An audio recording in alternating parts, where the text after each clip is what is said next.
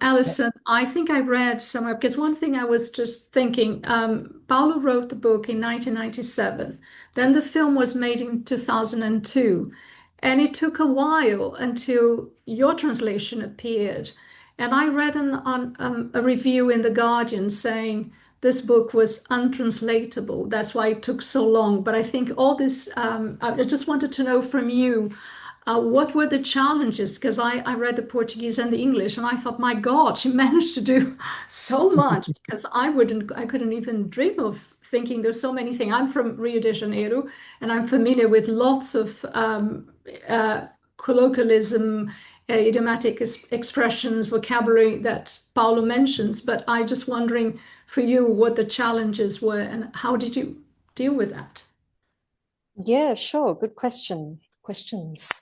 If I didn't spend 10 years translating the book, so it came out in 97, but the British publisher asked me to do it in, I think, 2004.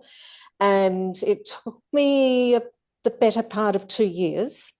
Um, I think most of the challenges were not actually interpreting what's in the book, because luckily Paulo is alive on the planet Earth. He's here to help me.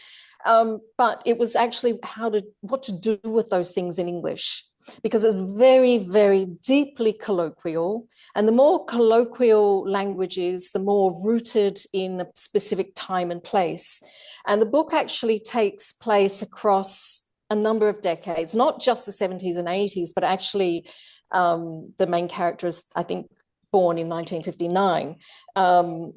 So it actually crosses several decades. I noticed a language shift through the different parts of the book where the slang kept changing. And so for me, it was a question of researching the language that was being used to talk about guns and drugs and all kinds of things, even like the way, the drug dealers would actually package up marijuana and sell it. The way we talked about it when I was a kid in Australia was not that I was a great smoker of marijuana, but there's the way that it was talked about in Australia when I was young. It was completely different to the way it was talked about in other countries. And so it was trying to find the language that would reflect that accurately, but also not sort of mark it too heavily as being from any place in English. And that was also the other great challenge, was just finding an English that was low register enough to sound really colloquial, and at the same time not making it sound like a dialect of any particular place in the English-speaking world. So I didn't want to borrow from a dialect from somewhere in the United States or somewhere in England or Australia, because it would have just been too markedly that place, and it would detract from the sensation that you're reading something that's set in Rio, in Brazil, in a specific time and place. So most of my challenges were actually language-based, and I did a lot of research. Of course, the internet was a completely different place then. And so you just didn't have all of these platforms and places where you could find things. There weren't online dictionaries at the time. So I remember I joined a forum, an online forum of former prisoners, to ask about prison slang. And I remember also trawling the internet for a long list of sexual positions that I was. Paulo did that to me.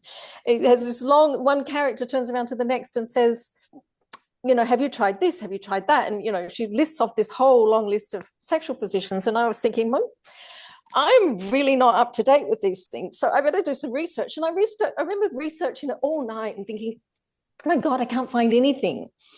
And then eventually just writing to Paulo the next day, very embarrassed, saying, Paulo, I couldn't find any of these. Can you give me any kind of clue? And he just laughed and said, I made it all up. So those were my major challenges. Quite a few challenges, huh? Love that.